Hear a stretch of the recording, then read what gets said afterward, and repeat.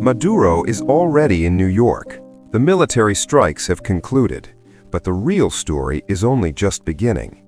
What is unfolding in Venezuela is not merely a legal matter, it is a story of how global systems operate. This analysis will strip away all surface-level drama to look directly at the essence. This is not a law enforcement mission, but part of a grand design involving resources, transport routes, and control over the global financial system. Welcome to Money Mantra, where we do not predict the future based on emotion, we decode it using historical data. This channel is dedicated to entrepreneurs, leaders, and sober investors, those who thirst for the truth and absolutely refuse to be a sacrificial lamb for economic cycles. For a long time, pressure was applied discreetly through sanctions and banking restrictions.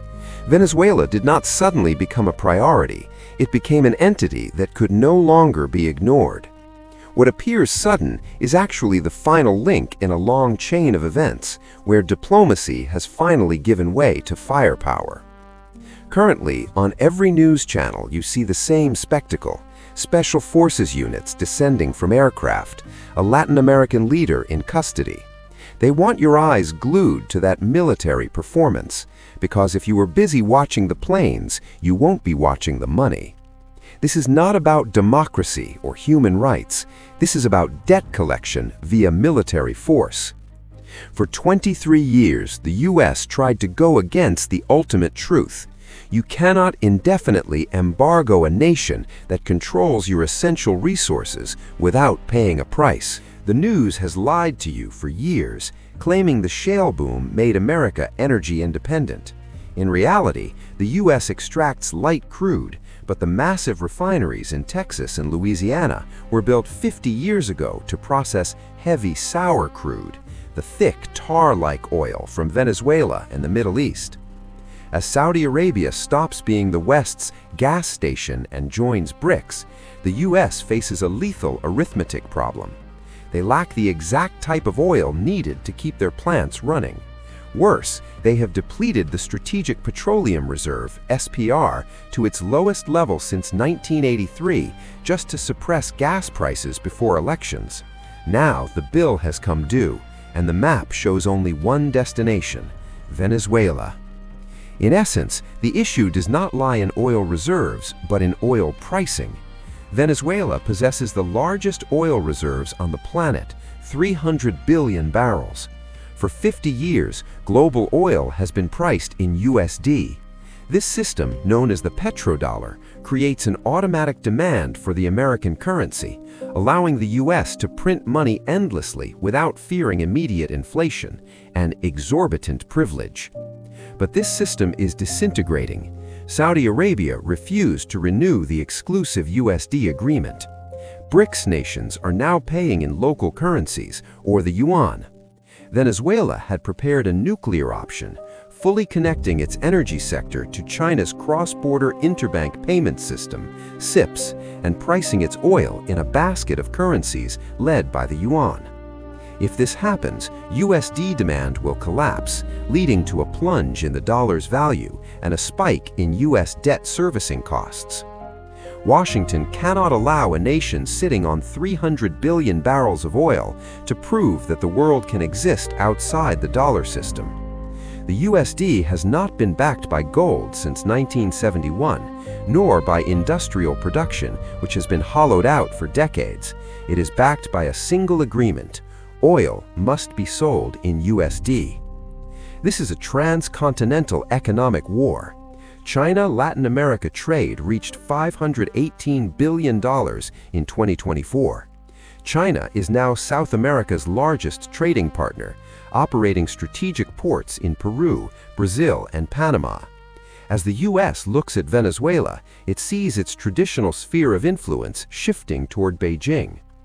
The US tried 4 ways to break this stalemate: sanctions, regime change via Juan Guaidó, severing diplomacy, and limited licensing like Chevron. All failed.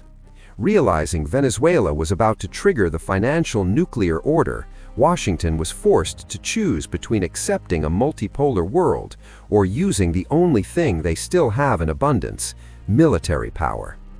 The Delta Force operation may be a tactical success, but it is a strategic disaster.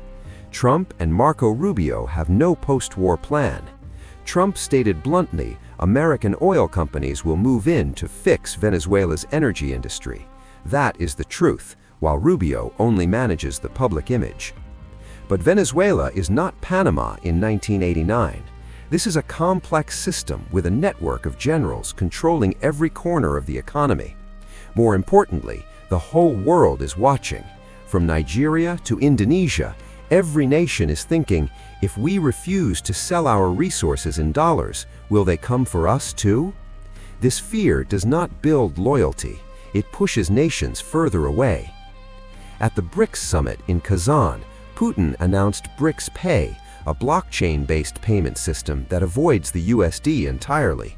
China's CIPS system now links over 1,400 financial institutions across 109 countries. By attacking Venezuela, the U.S. has confirmed all accusations of Putin and Xi Jinping regarding American unilateral aggression.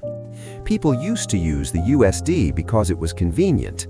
Now they will abandon the USD because holding dollar assets means risking seizure. Trump thinks he is projecting power, but in reality, he is projecting desperation. A true superpower does not need to attack to gain resources.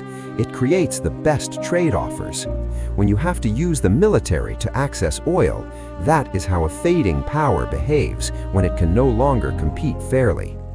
The petrodollar era is ending not because of digital currencies, but because the US has proven that this system is no longer based on mutual benefit, but on force.